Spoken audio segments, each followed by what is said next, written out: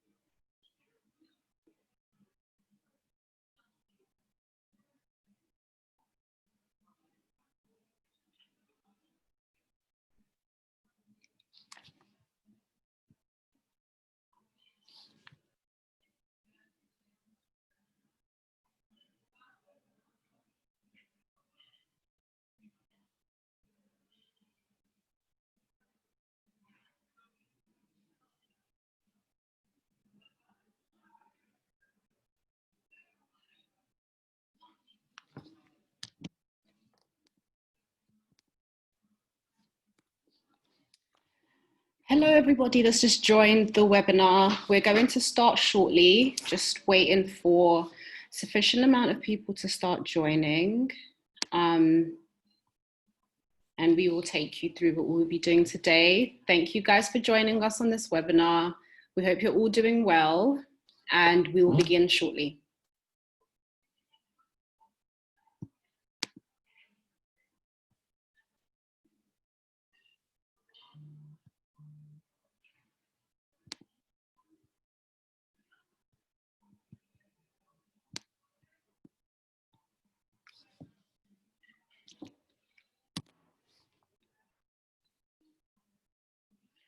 Right, so we'll begin now. I hope you can all hear me. Just send a wave if you can hear me.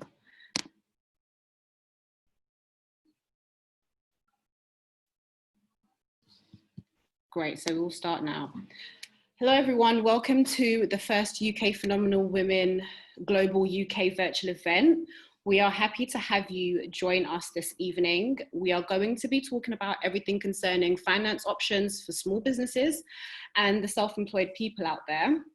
We'll also be touching on what you'd need to do before applying for government funding. For Phenomenal Women Global, it was important to hold this webinar because of small to medium-sized businesses and how important they are to the English economy and the global economy in itself. So just to give you a few figures, small to medium-sized businesses represent over 90% of the business population globally, 60 to 70% of employment, and 55% of the GDP in developing economies. SMEs, therefore, do not just significantly contribute to the economy, they are the economy. And these figures were published by the World Trade Organization. So it just goes to show how important it is for us to be able to support you, to help you support yourself financially in any way that we can. So before we get started, I just wanted to give you a breakdown of how this is going to go for the next hour or so. We'll keep it short to about 45 to 50 minutes. So I'll take you through an introduction of who we are as Phenomenal Women Global, where we're based and the services that we offer. And then we'll move on to the main section of the webinar. And our speakers will have each about 15 minutes to present their segment, and also we'll have a question and answer portion at the end when they finish presenting, just so that we can have an interactive discussion about what the information that they've given us and any other questions that pop up. Please do put them in the question and answer box that is at the bottom of your Zoom screen. It's the Q&A. And then at the end of the webinar, we'll also have a general question and answer segment. If you have any other questions about Phenomenal Women Global or any questions for our speakers today. So let's get started. We have Anna Jordan joining us from England, and Anna is a reporter at smallbusiness.co.uk. She covers changes to global policy and issues that are relevant to small businesses. And she also writes practical how-to guides and hosts and hosts the brand's podcast, which is Small Business Snippets.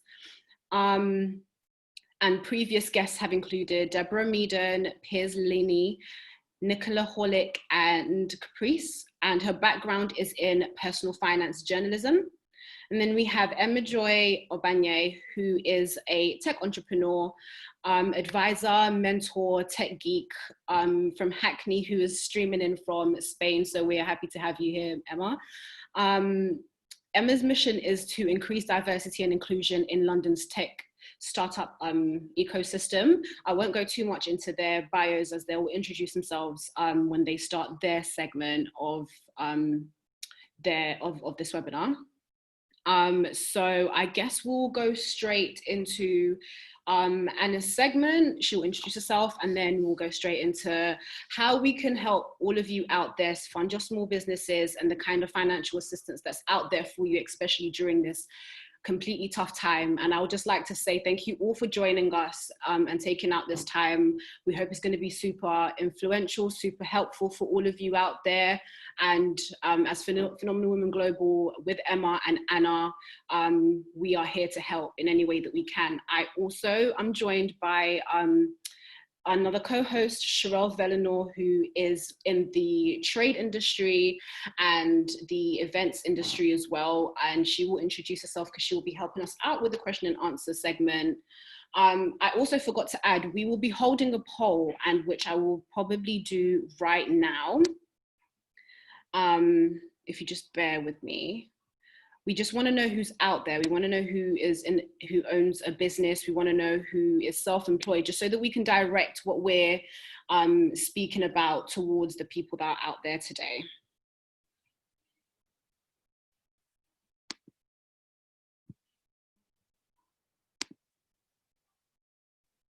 So I'm going to be launching the poll right now. Hello, everybody. I'll be launching the poll right now just to gauge our audience. And it should be showing up on your screens right now. So we would like to know who is a business owner, who is self-employed, who's a freelancer, who is still in the idea stage, or who is all of the above. The multitaskers of our generation, who are you?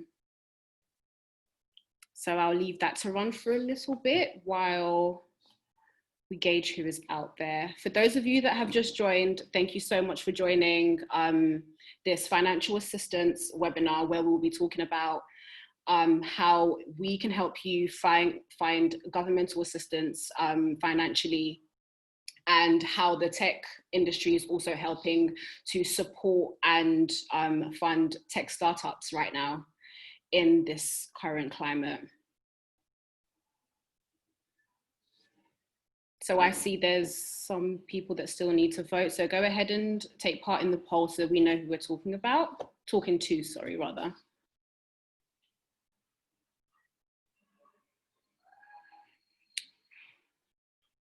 Right, so I'll end the poll there. So I can see that we have a majority of people that are still in the idea stage. This is going to be super helpful for you, where we'll be talking about the type of support, besides the financial support, that you can get from the government, what kind of mentorship, leadership support, which is very important to people, especially in the idea stage, who can support you, who will basically help you navigate your way, especially if you need funding, because we all know that funding is just literally a portion of how you need help with starting your business. And I would like to pass it on to Anna Jordan, who will start the segment.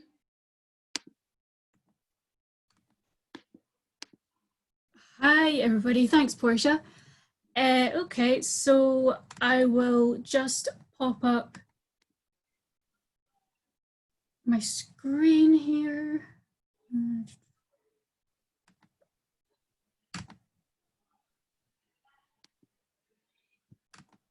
There we go. Yeah, so today I'm going to be talking about funding options to help businesses through COVID-19. It's a tough time for all businesses, and there is a lot out there, but there is a lot of information. It can be very, very confusing. So hopefully what I can do for you today is try and tease it out a bit, you know, make it a bit clearer for you. But yeah, just a warning, there is a lot of info coming your way, but you will be getting the slides after the webinar, so don't worry too much about it. So first of all, is the Small Business Grant Fund. So this is probably the most well-known of the COVID-19 funding so far. It was the first to be introduced, so it was announced in March, introduced in April. It is, what you'll find on the government website is aimed at businesses in England, but if you are based in Scotland, Wales, Northern Ireland, check your local government website. They will have something very similar available in terms of the amount of the grant and the eligibility, etc. So basically, the Small Business Grant Fund is £10,000 for your business. It is more for bricks and mortar. So it's businesses who are eligible for small business rate relief or rural business rate relief. And that means they will have had to have been rateable as of 11th of March. And it is distributed by local councils. So the best place to go in the first instance is there. So yeah, just go to your local council website and they'll have a COVID-19 help section for businesses. And you can find a breakdown of everything you need there, and that's where you will apply. In a lot of cases, when it was introduced, the government's line was that your council will contact you if you're eligible, but from what I've seen, most councils will have a space to apply if you think you're eligible and you haven't been contacted yet. Another one we've got here is the Retail, Hospitality and Leisure Grant Fund. It's generally coupled along with the Small Business Grant Fund. So this, as its name suggests, is more aimed at retail and hospitality and leisure businesses. It's a bigger grant, so it's £25,000 per business. Yep, so it's for businesses with a rateable value between 15,000 and 51,000. You can still be eligible, possibly, if you have a rateable value of less than £15,000, but it will be a smaller grant. Again, it's distributed by your local council, so you can apply and find out more information there. And yeah, again, similarly, as you can see here, it is in Scotland, Wales, Northern Ireland as well. Let's see. Oh, another thing I should mention is that, especially with the retail and hospitality grant, you can, if you've got multiple businesses, it can apply to those.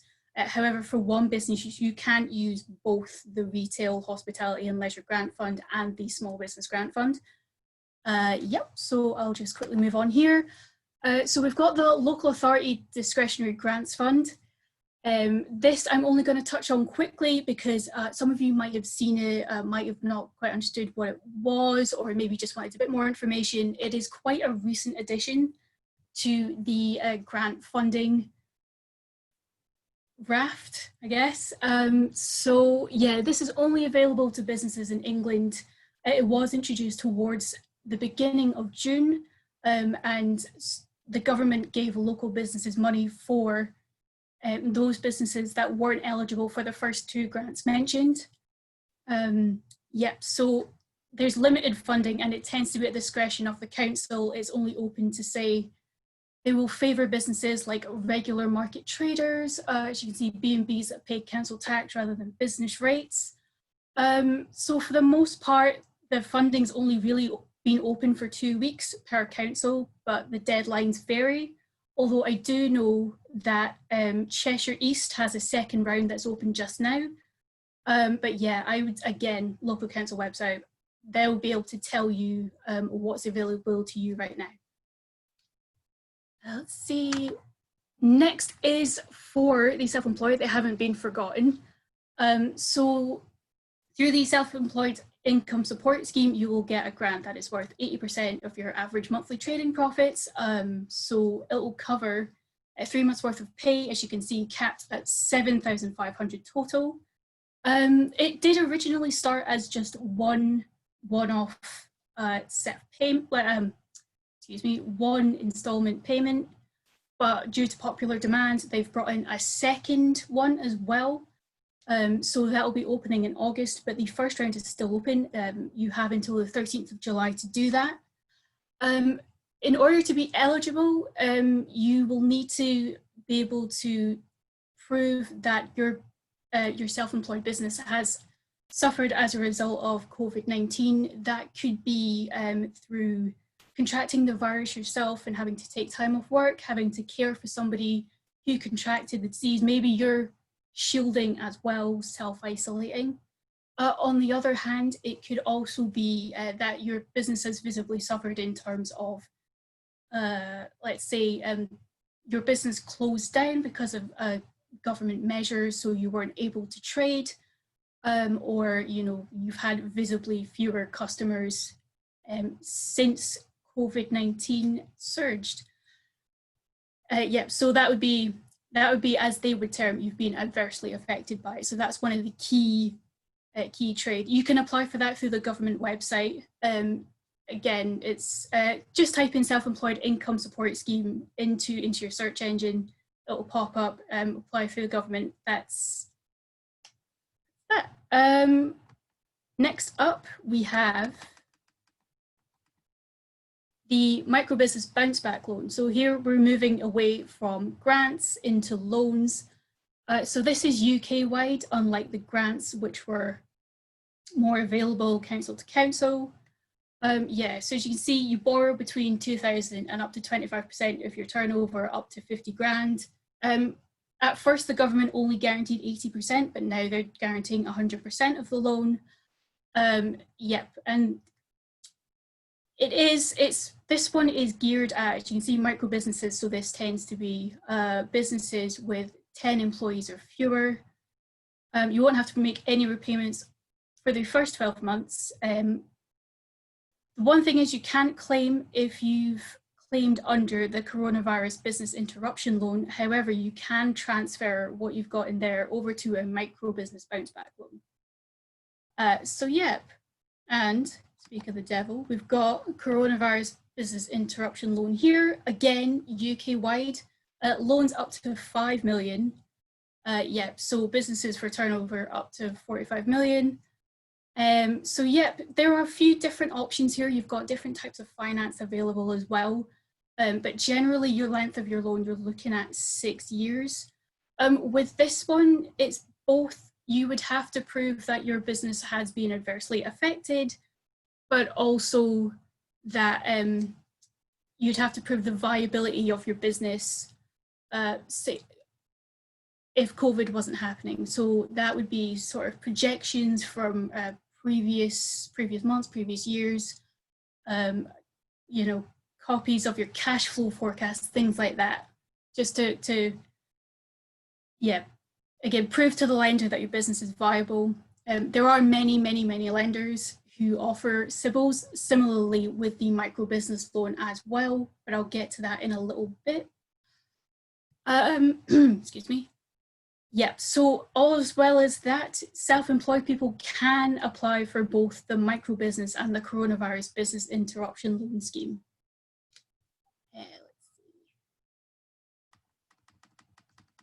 I think just general good practice and things that would help you throughout if you're looking to apply for the government funding is, first of all, gather your relevant documents, especially for the business interruption loan.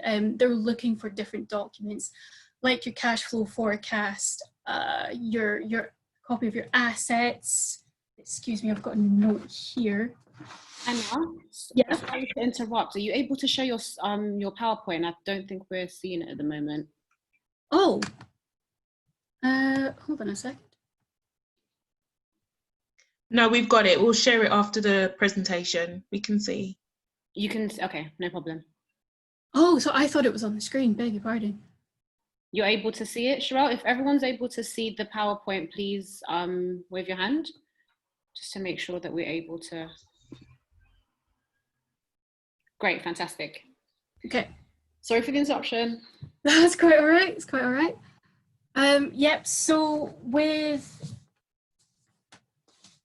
the coronavirus business interruption loan, so you'll need documents like, yeah, your asset management accounts, cash flow forecasts, things like that. It depends on the lender what they'll ask for. So what you'll find on the government website is just details of the broader scheme, but again, it will vary very much between lenders. So yeah, very much depends on who you go with. Yeah, be honest about how coronavirus has affected your business. With some of these funding options, you do have to give them a sense of that anyway, to tell them how you've been adversely affected. Also, particularly with the loans, getting your finances in order is a good idea. Again, it just shows that you're committed. It helps to prove responsibility, viability as a business. Review your cash flow forecast as well, I'd recommend. I mean, I can imagine it's difficult to do at the moment, but I would still say, based on projections, it's worth doing anyway. And one of the things that really would help is focusing on your post-pandemic business. What can be changed? What can be made, say, more efficient? And even then, within that, I'd say keeping in touch with your customers, especially on social media, is a good idea. Again, it shows lenders that you have a solid customer base, and it shows who your typical audience is. Again, you can provide figures, analytics, things like that. So that's helpful. Yeah, and again, adapting to a post-pandemic world. Can you have more of your staff working remotely? Can you possibly make a takeaway a bigger part of your business offering? So yeah, have a think about that as well. I've also provided some useful websites here. So the first one is the General Government Coronavirus Business Support page. This was the hub. It will take you to all the different business offerings. So yeah, you can get full lists of what they involve, their eligibility, exemptions, things like that. If you have zero idea where to start and just want someone to find it for you, there's also a coronavirus business finder. So you can put details of your business in, and yeah, just where it's based, kind of turnover, that kind of stuff. And it will tell you which funding opportunities are right for you.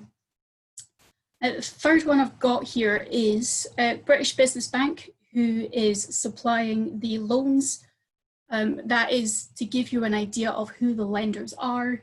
It's got loads. It possibly is somebody that you've banked or been involved with before. There are loads, and of course, I had to. So we've got smallbusiness.co.uk as well. We've got details of all of these different schemes.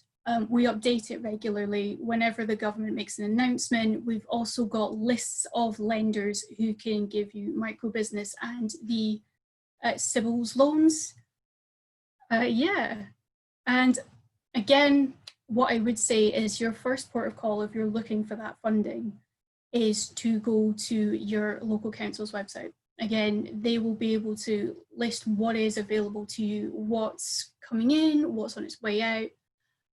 Also, they do have quite a few sector-specific things, particularly on your local government website. So again, if you're based in different parts of the UK, so Scotland, Northern Ireland and Wales, say for example in Scotland they have a B&B hardship fund, help for tourism businesses, or in Northern Ireland they've got a sport hardship fund amongst others, so it's definitely worth a look. And yeah, that's me. All right, amazing. Thank you so much, Anna. That was really, really helpful. Guys, please feel free to use the Q&A box, ask whatever questions while we have Anna here. Feel free. So Anna, thank you. That was really helpful. I do have a question actually. Yeah. Just focusing a little bit more on the small businesses, where do you find small businesses are falling short on like the application process? Because for a lot of people it's going to be brand new. I think for some small businesses and the ones that I've spoken to, they've only ever done as much as like a business application loan or funding, and so to apply for now, I guess, a different assistance of funding, they're finding they're falling short. So what advice would you give there? I'd say take your time as probably the biggest one. I think some of the biggest mistakes are silly ones, like honestly, just little things like it's as little as spelling mistakes even. Yeah, I'd say make sure that you're going for the right funding and that it is absolutely right for you. You know the ins and outs of everything that's involved with it. Yeah, I think I think it just takes time, be careful, make sure you know what's involved, and yeah. And I know you went into the different coronavirus, so we've got the business interpretation loan, the future funds and the bounce back loans. Can you just quickly clarify the three of those again? Yeah, so micro business loans are for micro businesses. They're classified as having fewer than 10 employees. So yeah, you can get a loan which the government will put 100% guarantee on, and yeah, you can pay it back over 6 years, I believe. With the future fund, it's slightly different. I didn't include it here, but it tends to be more for equity businesses that rely on equity. Okay. So just got my notes here. So it's like UK-based companies. You can get 125,000 to 5 million, but that's subject to at least an equal match funding from private investors.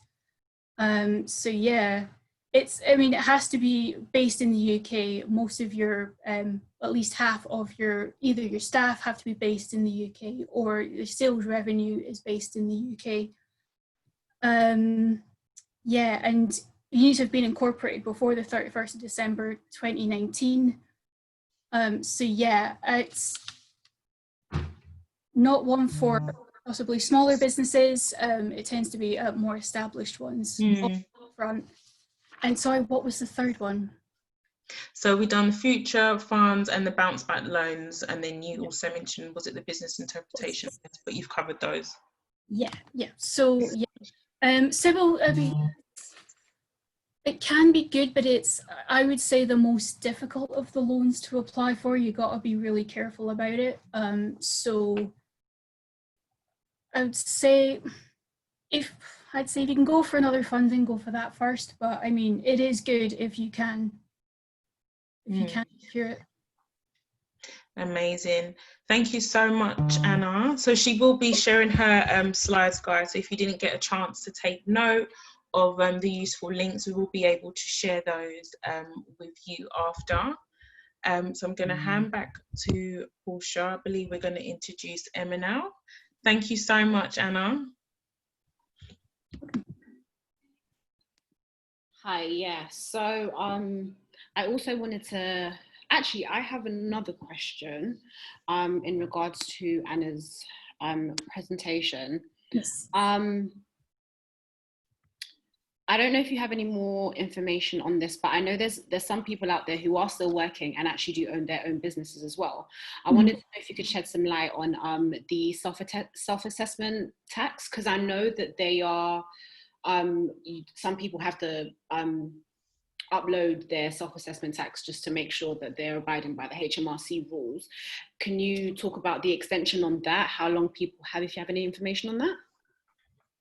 Not to hand, I'm afraid. There was, I mean, tell you what, I can find it for you, and then if you want to include it in a follow-up email, then yeah, I'm happy to. Yeah, that would be great. And also, I'm sure a lot of people would like to know about the deadlines for the loans and the grants, because I think they've extended them now. I know that some of them have been extended to July and August, because they started all of this in around April, May times. So most of these funding and grants that that Anna has spoken about, their deadlines have been extended, so you have so much more time if you feel like you do need to apply for any of the funding that she's mentioned. I'm trying to see if I have any other questions? Yeah, we just had two coming on the chat box actually. Yeah. The one you literally just covered, which was, is there a way of finding out which loans or grants you are eligible for? So the website that you spoke about, Anna, I think that's pretty, in terms of people putting in what type of company they've got, size, employees, etc., turnover. So could you just share that website again, just so the attendee can write that down? Sure, of course. 1 sec.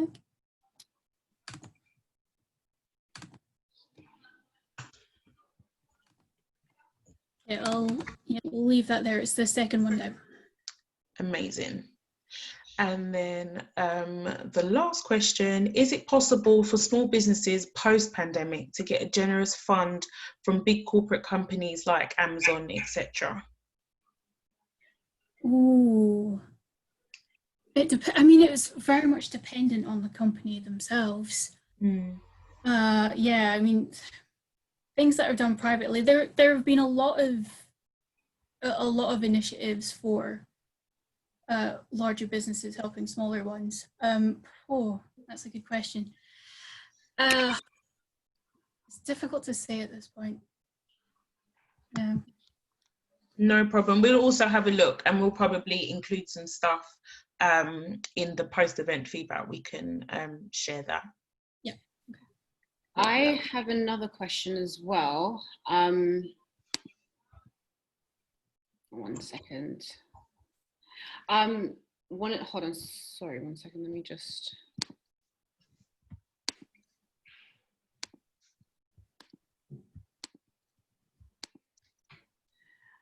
Yes, one of the questions that I had,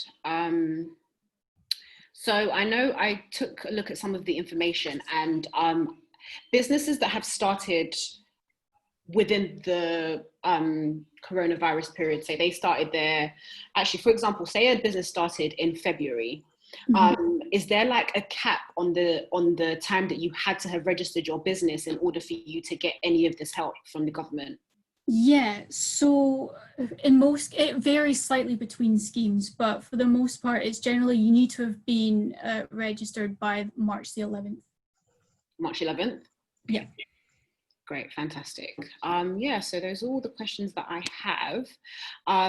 In this next segment, we'll pass it over to Emma. Yes, we'll pass it over to Emma to introduce herself and let us know what we are going to be covering in terms of how we're being helped in the tech industry. Over to you, Emma. Can you hear me? Yeah? Yes, we can hear you. All right, so let me get my slides up. Brilliant. Great, can you see that? Yes, we can. Fab. Okay, so yeah, in this next segment, I'm going to be covering navigating funding for your startup, and I'm really predominantly focused on the tech startup ecosystem in London. So a little bit about me to start off with. So I'm a founder, a tech founder. I was a co-founder of a company called Buddy Bounce, which was a loyalty platform for fans of musicians and brands back in I think we founded it in 2010, and we sold it to a startup called Crowdmix in 2016. Since then, I've gone on to found another business called Mindful Team, which is a platform to help cultivate happy, high-performing teams. So we do that through online retrospectives, if anyone's familiar with that, works in the tech world. So they're basically like these meetings that teams have to reflect on the last iteration of work so that they can improve or continuously improve. And I do that in between supporting entrepreneurs as entrepreneur in residence for an initiative called One Tech, which is part of an organisation called Capital Enterprise.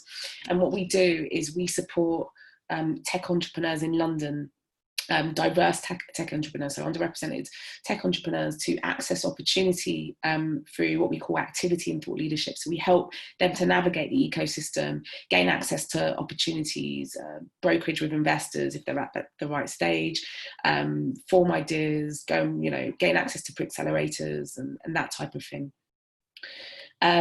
So in this presentation, as I've kind of, as was outlined before, I'm going to really kind of focus on three main areas. So I'm going to give a little story, I guess, on my fundraising journey with my last startup, Buddy Bounce, what that looked like, I guess the mistakes or challenges that we faced, and that type of thing.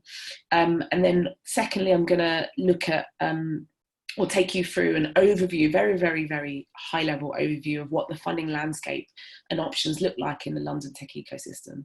And then some tips for navigating the ecosystem in general. So first of all, my fundraising journey. So like I said, yeah, it started back in 2010, and basically, me and my flatmate at the time, we had an idea for a startup, and it was called Taxi Jungle, and it was basically pre-Uber, pre all of that, and it was all about really helping people to navigate the crazy London mini cab ecosystem. But because we were so protective of that idea, we went along to this competition called Startup Weekend. And we went with a completely different idea, a throwaway idea actually, called Buddy Bounce. And that was all around how could you match like-minded people and through video chat.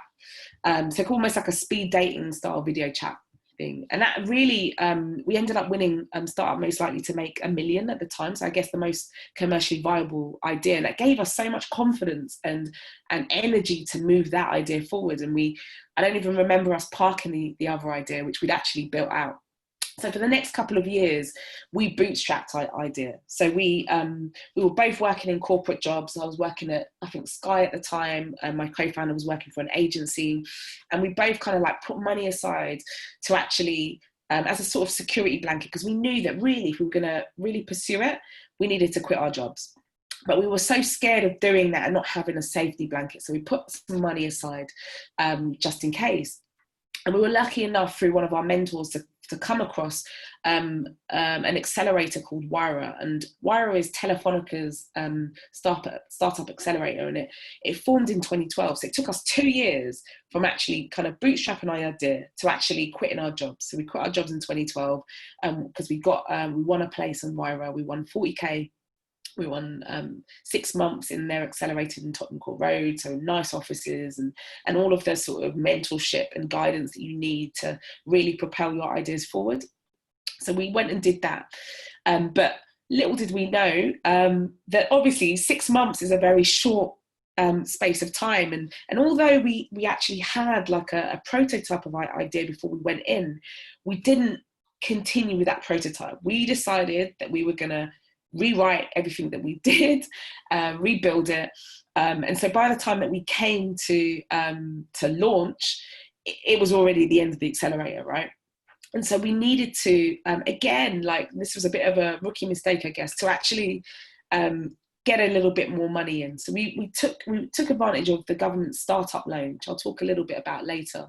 And we got F&F stands for family and friends. And we got a bit of money from some family and friends. And we put that all together to help us last another 6 months. Luckily, within that year, we had actually managed to raise what's called a seed round. So we raised, I think it was about 290K from angels, led by an angel network called Angel Academy. And, you know, at that point, it was almost like we'd made it, right? Because we'd raised this money. And we thought, brilliant, you know, a lot of our problems will be solved. Wrong. We actually ended up again building more products. And the reason I say that is because, especially within the tech ecosystem, a lot of the emphasis is on your product, right? And of course, you've got to refine it, you've got to get it right. But it also, you know, what's even better is actually getting out to your users, selling it. And we spent a large majority of our funding on building out our product. And by the end of it, you know, we rebuilt our web app. We had a nice new flashy iPhone app and a dashboard for brands that were using our platform. And that was great because we managed to get our product up to a certain point, but it meant that we were behind where we needed to be. And so we were raising another round of investment, which is very stressful, I must add. And just as we secured that in principle, our non-exec director, who was part of our team now, we've got her through our previous round, through the angels that we got on board, decided to leave. And this wasn't great, right? Because it looked bad on us. And so it ended up meaning that we were left with very few of the investors who had committed. And so we had to secure what's called a bridge round. And from our previous round, so our seed round, the other mistake that a lot of people do is actually going for a really high valuation. And because you think that, oh great, a high valuation means I have more control of the business, so I'm giving away less shares. And that's great if you don't tend to, if you're not going to, like, you know, raise again, and you don't have to meet certain objectives that you've outlined. But if you do that, you're at risk, and you don't, you know, meet those objectives that you committed to, then you can be, you know, forced to kind of take a down round, which is what we had to do, which means that the next round was a lower valuation than our previous round. And that doesn't look good at all. It sends the wrong signals. It means, you know, something's gone fundamentally wrong in the business, ultimately. And we were left with 6 months to actually try to raise that next round, or look at other options.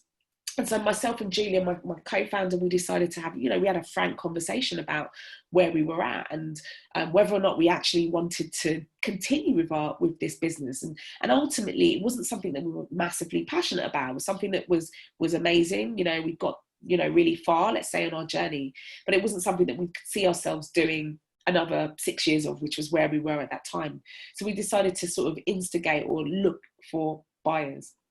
And like I said, like, you know, it was difficult because at what, you know, started off as being, from a funding perspective, being amazing and being really, really, you know, something that we thought was going to be the savior of our dreams and all that kind of thing, ended up being more like handcuffs, because you're kind of like you're just panicking. You're trying to pay the bills. You're trying to pay your staff. You're trying to do lots and lots of different things. And so, like I said, we looked around at potential opportunities to sell, and one came through one of our competitors, CrowdMix. And that was brilliant for us, but it was also a very difficult time, and there were lots of other bits that I won't go through now, but it wasn't all that it stacked up to be. But one thing I must say is that we were very lucky to sell, right? 95% of startups fail. And so that route, the main point I really want to make here is the route of raising investment isn't for everyone, and it isn't the only route. And that nicely takes us into my second point, which is around the landscape and the options that are available. So this is a very, very high level view of many of the options that are available. So on one side, you've got equity. That's the route we went down through accelerators, who take a percentage of your business in exchange for cash. We went with angels.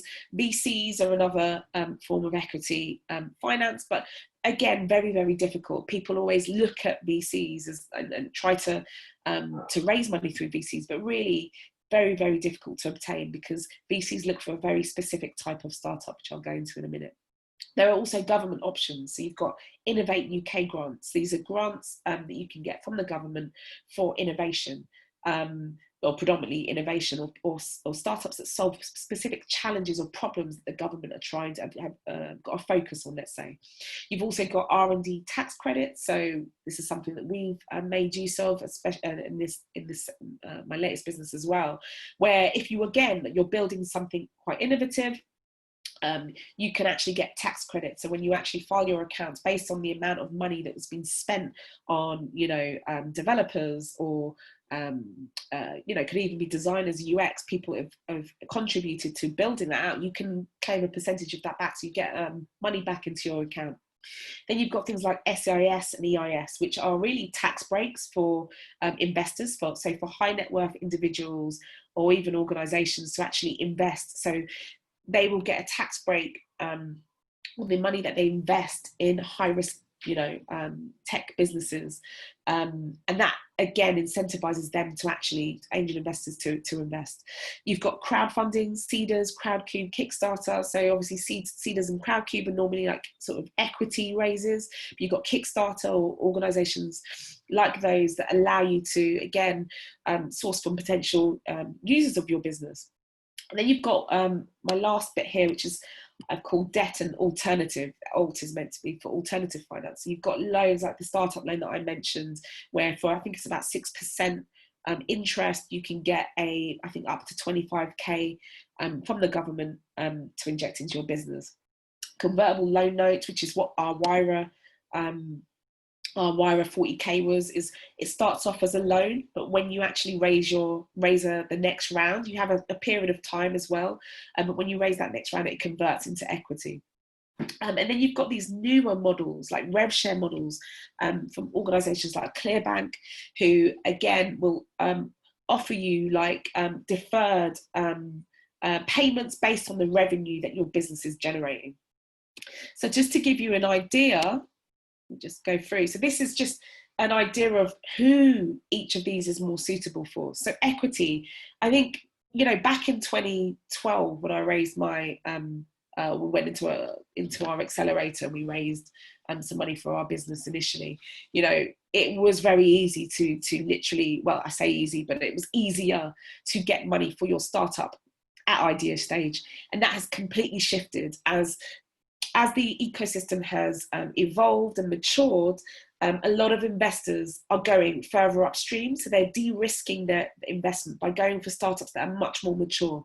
And they're also going for like tried and tested models, right? Because, investors are businesses in their own right. And so they're looking at things like deep tech, so AI businesses, software as a service businesses, so businesses that have repeatable income. So rather than this one-off transactions, they're looking at businesses that make a monthly recurring revenue with low churn and large market share potential. So businesses that go over, that can target literally large numbers of people in the world. So businesses that have a strong USP, a very defensible unicorn potential. So businesses that are, again, looking at generating hundreds, if not billions, right? And that isn't for everyone, especially when it comes to VC, which is what I was saying, is that really they're going after unicorns, businesses that are going to generate hundreds of millions and billions. And you have to work out, is that something for you? Are you going to go through all of those various funding rounds, looking at least 10 years of that? Government options, again, mainly for innovative startups that solve specific problems and with specific solutions, maybe some more social stuff that you can get as well, social enterprise related businesses. And as I said, UK based tax breaks when it comes to SEIS and EIS. If you're a startup founder, you should definitely apply for SEIS and EIS if you are going to go down the route of raising funding or equity funding, let's say, for your startups. Really great incentive for investors.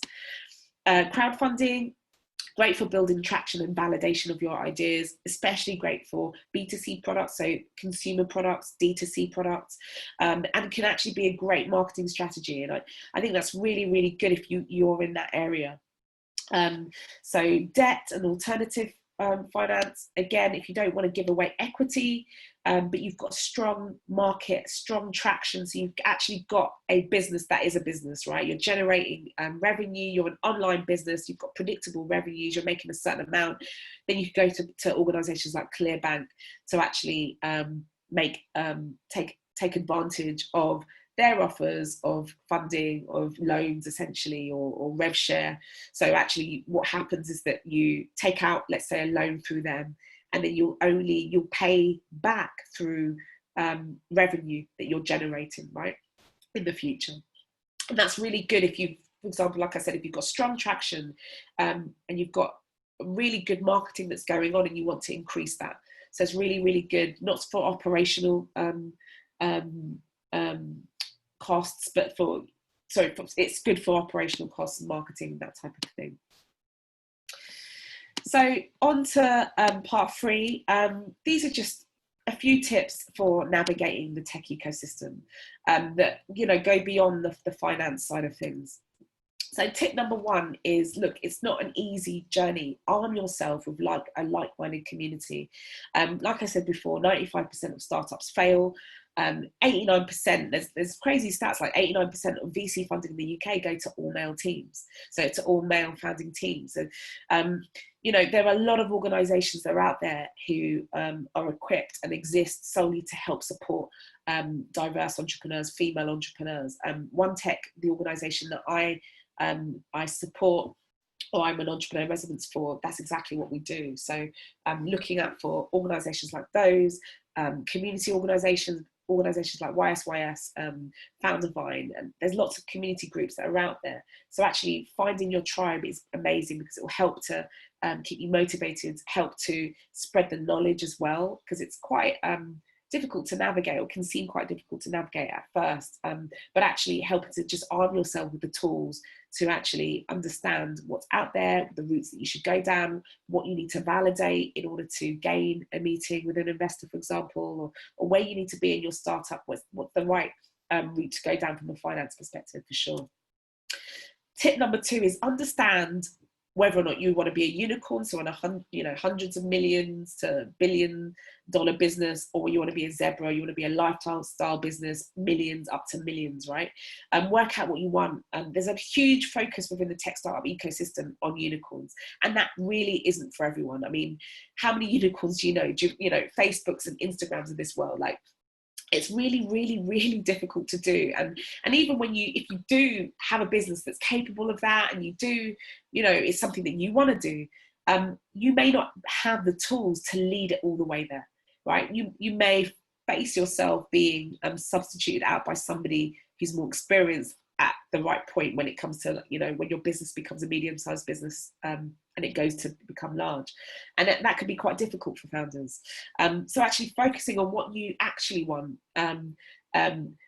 rather than what the sort of the money, the literature, the news value, because, we love to glorify all of these massive stories about all these amazing founders, but the reality is very, very different for many people.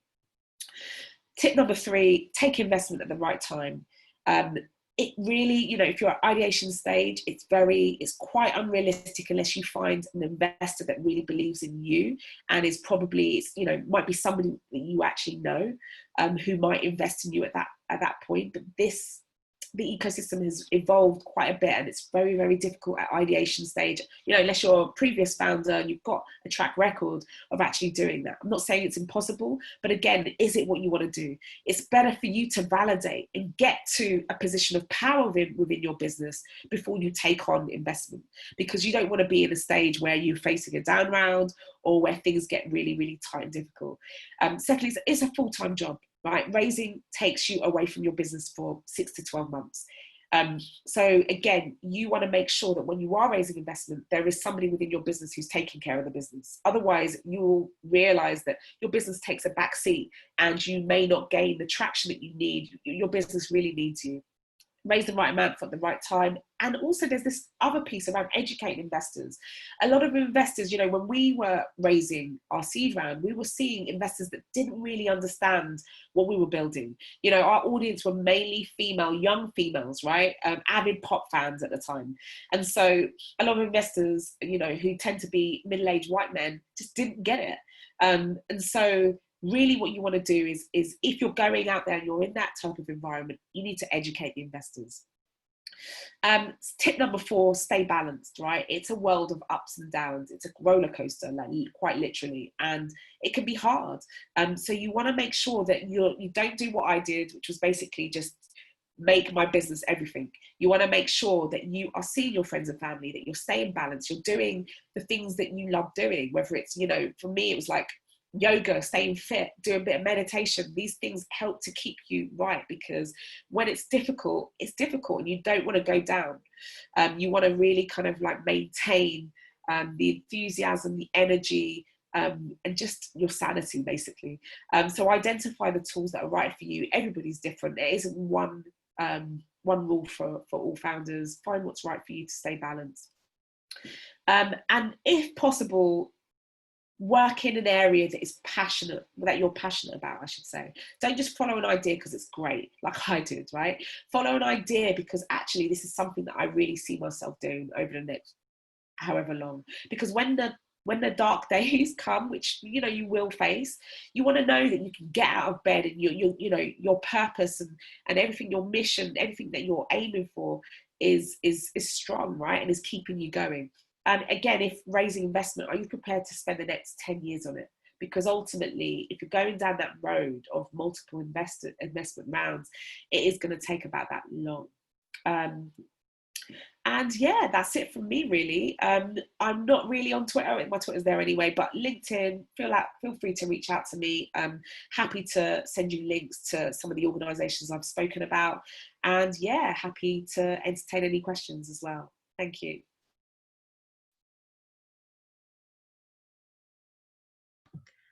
Amazing. Thank you so much. That was really, really, really good. Thank you so much, Emma. I do have one question, and then Portia's going to lead on the other questions. So guys, that was fantastic. Please feel free to ask questions for Anna and Emma while we both have them here. Feel free to use the chat box or the Q&A.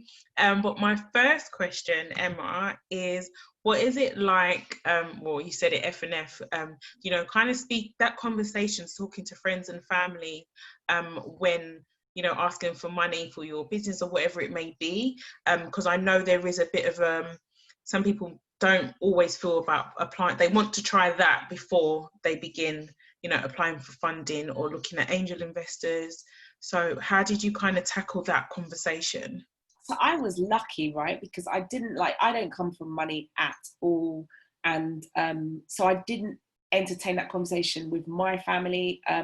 We did, luckily, my co-founder's parents were willing to kind of lend us some money. And, you know, like I said, it would have been so difficult if we were lucky that we sold, because we were able to pay that back, the loan, pay back all the things that we kind of had that we took out. But it is difficult. I had a conversation actually with a colleague of mine earlier today, and something that he was saying that he's been advising founders with is, if you do try to tackle that in a slightly different way. So rather than going for a big chunk of money from one or two people, maybe try to go for a smaller amount of money. We're living in an age, right, where certainly for tech start, like, actually building out a tech proposition is much easier now. There are lots of no-code solutions, so solutions that don't require much code, if any code. You know, if you're selling products, you can do it on Shopify. You've got loads of solutions that don't require a techie kind of hat at all. And so his view was like, actually, why don't you try and get £50 off 100 people?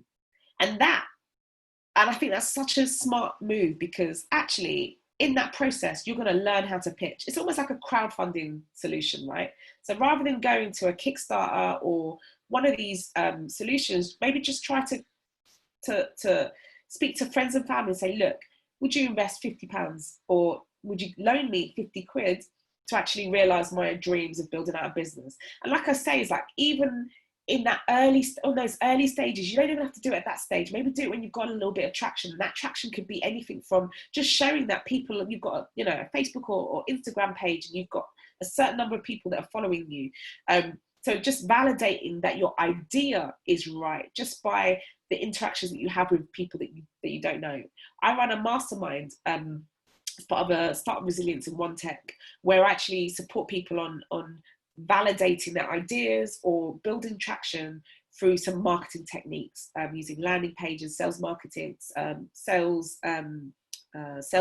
letters, building out, very simple landing pages, doing cold ads. And I feel like that is a really, really good way, actually just running ads to a landing page that is selling the dream of what you want. Just to actually start to acquire users. So spending 50 quid on ads and actually acquiring users, that will tell you whether or not what you want to, using stock imagery or, a little bit of, Adobe Illustrator skills and things like that to actually build something out. So building out like I said, the vision of what you're trying to build, or getting somebody on Fiverr to actually help you to build out a prototype image of what you want.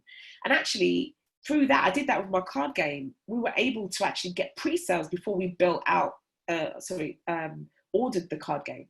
So and that gave us, validation that, we're onto something. But it also means that you're able to attract that user base. Because in the tech ecosystem, there's this real focus on, you know, product market fit is the holy grail, right? So getting your product and finding your market and bringing them together, so getting that fit.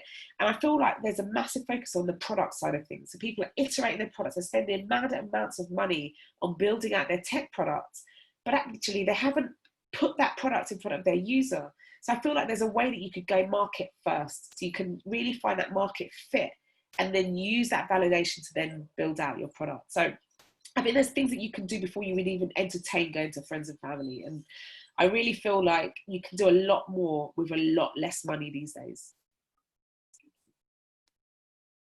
That's a really valid point.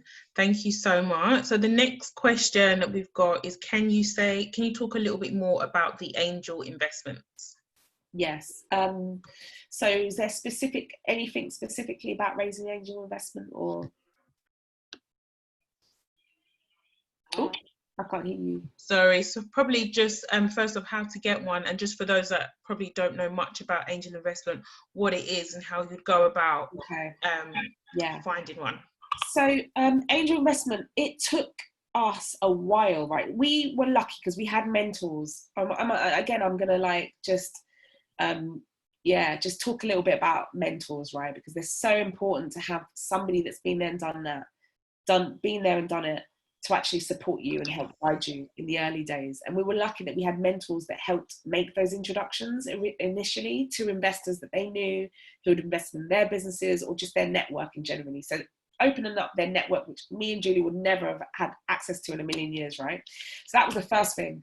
So that helped us to go out on the circuit. And we ended up, you know, pitching to lots of early stage VCs or angels and syndicates and various things. And what we realized is that just by going and actually pitching to them, you know, I remember the first meeting we got was with Index Ventures, who are a massive VC. And I remember we went into that meeting. Before that meeting, me and Julie were already celebrating like we'd got the investment. We thought, you know, we were so naive. We actually thought we were going to go in there and smash it because we got this meeting. And actually, no, it wasn't like that at all. And what I would say is that use those meetings as business advice, really good business advice. And so we kept going into all of these meetings, getting rejections, but using the advice that we were getting to refine our deck and refine our offer. And it wasn't until we started seeing angels, because really our business was more suited towards angel investors or early stage funds, that we started to see a little bit of traction. And actually, the first syndicate that we went to see was the syndicate that led our investment, that invested in us. And it was a female-focused syndicate called Angel Academy. And again, like I said to you, back then it was a lot easier. Whereas now, you know, you've got to think that the ecosystem's way more mature. There's a lot more demand, right? There's a lot more startups than there were back then. And so we went into this, we got an intro in, and we had a couple of like rounds, and then we did the investment. And for us, it was amazing because it felt right. The room was mainly female. There were mainly female investors in that room. It was warmer than we, ever experienced. It was just really, really supportive, is the best way I'd describe it.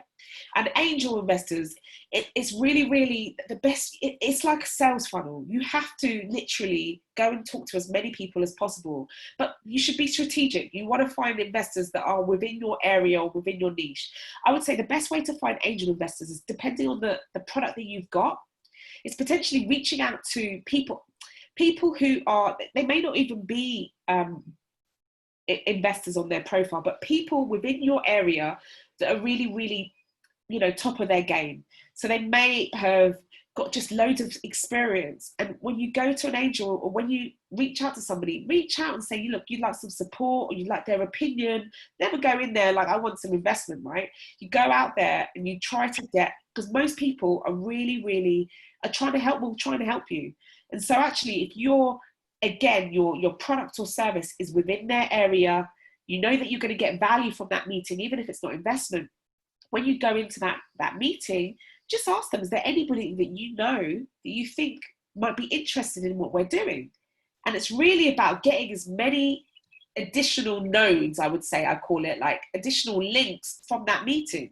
So you want to go into that meeting, you want to get advice, hopefully that person might be interested. You want to spark up a relationship with that person. So you want to kind of like have some, good energies between you, but you also want to try and get more access to more people within that person's network that you think might be interested in what you're doing.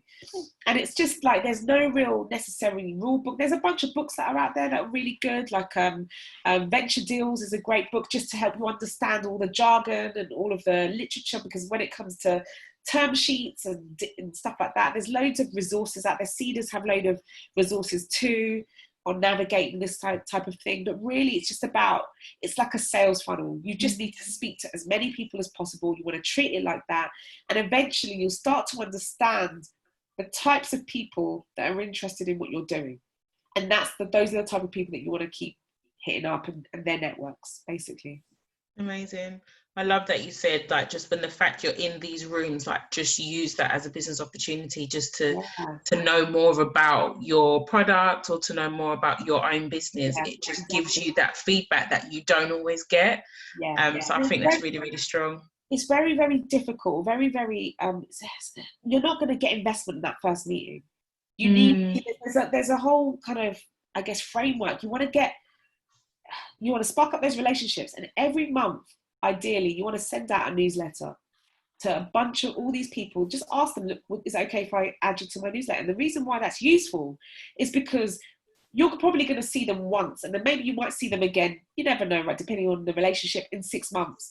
You want to keep them updated. You want to say that you are you're the real deal, that you're going to do all the things that you said you're going to do. You want to show them that you're committed and that you're actually executing and that you're moving forward with your idea.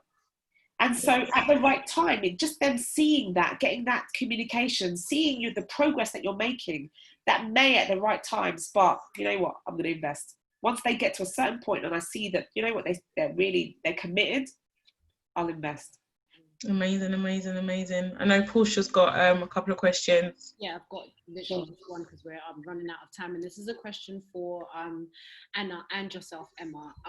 With the options that you've given us in terms of investment and financial assistance, you gave us equity, you gave us government, you gave us crowdfunding and debt. In both of yours opinions and experience, where have you seen the small businesses have been either more comfortable or have made more leeway within those 4 particular options of investment and funding? Anna, if you want to go first? Okay. I mean, it's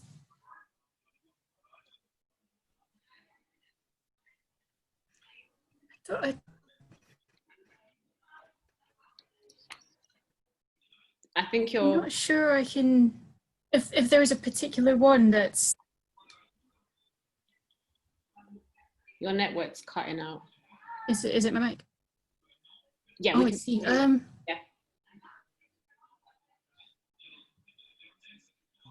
Right.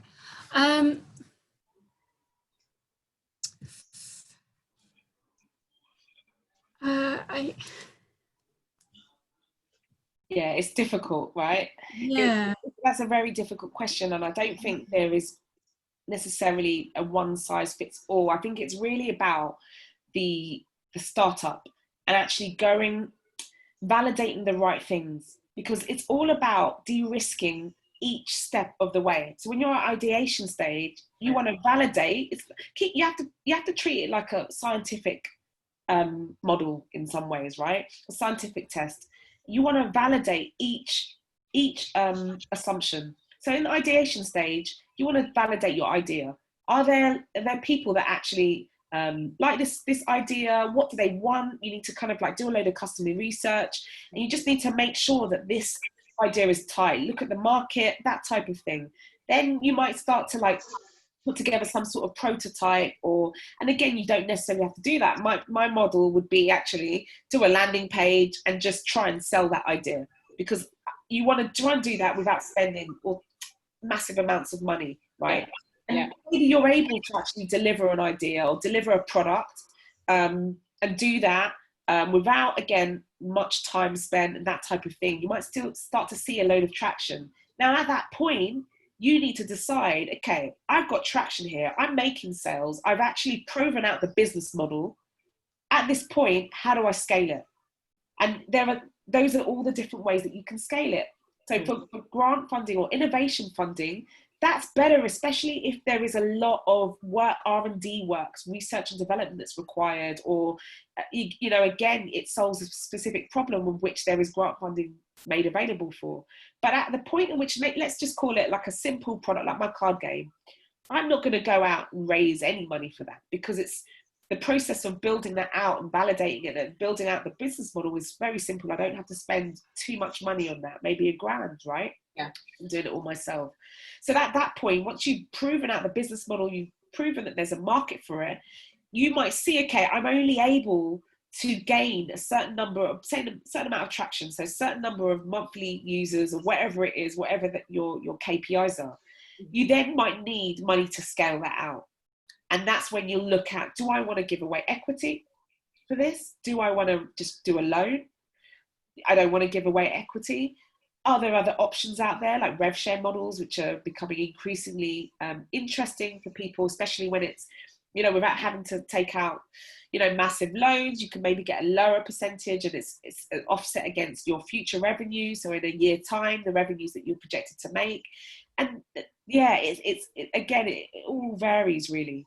But I would say that the people that follow that process are the ones that are more likely to succeed, because they're doing it in the right way. They're validating their ideas. And that's really the most important thing. Don't go out and raise money to get into debt without having anything, which is what a lot of founders are doing.